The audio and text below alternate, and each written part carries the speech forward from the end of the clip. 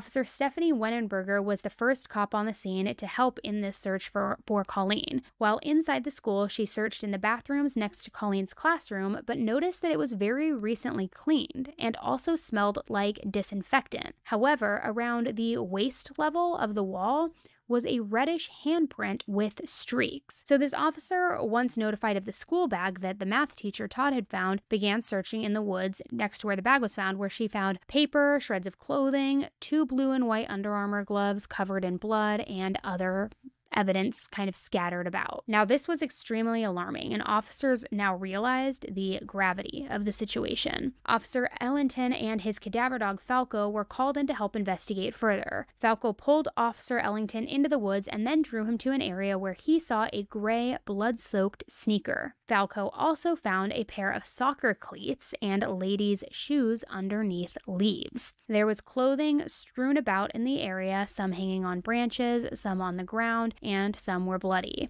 Then Falco went even higher up the hill and dove into a gully where there was a large green recycling bin lying on its side, like one of those big ones that you put out on Mondays for trash. So officers blocked off a 6 by 10 square foot area of the woods, which contained blood, leaves, sticks, and it almost looked like a gravesite, like it was a square that was cut out of the ground right there. And as police searched further, one of the officers at the scene pointed out a human toe with pink toenail polish on it, poking out from underneath the leaves. The officers continued to process what was now obviously an official crime scene, and they began to uncover a body under those leaves, which was identified as Colleen. Colleen was found lying on her back, covered in leaves in a way that was so obvious that whoever did this intended to conceal her body. Her throat was slit, and the slash wounds on her neck were so deep that her vertebrae was chipped. Her shirt was lifted above her breasts and her bra was pulled down below, leaving them exposed. She was also naked from the waist down. There were red and brown bloodstains on her face and her torso, and her legs were spread apart and slightly bent in a sexually staged manner. There was also a 3-foot long and 1 inch in diameter tree branch that was inserted inside her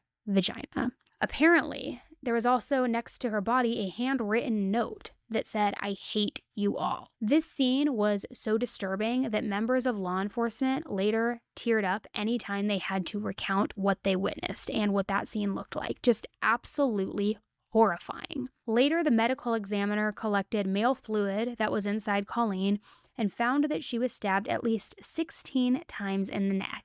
16 times. Her official cause of death was asphyxiation and stabbing. Also found near her body were a pair of black pants, a pair of jeans, a red sweatshirt, black socks, and men's boxer briefs that were stained with red and brown. They also found another backpack with red and brown stains on it, along with a student ID. Can you guess who that student ID belonged to?